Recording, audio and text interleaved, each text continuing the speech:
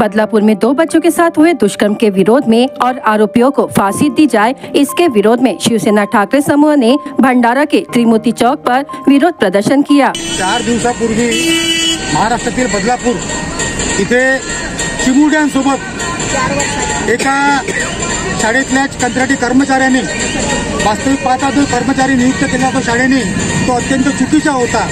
अशाही परिस्थितीत त्या कर्मचाऱ्यांनी लहानशा चिमुरड्यांसोबत ज्या प्रकारे लैंगिक अत्याचार केला आणि या महाराष्ट्रात एकीकडे हे सरकार लाडकी बहीण योजना आणते, परंतु या राज्यातल्या आमच्या मायबहिणी मुली असतील ह्या जर सुरक्षित नसतील तर अशा योजना आणून उपयोग काय।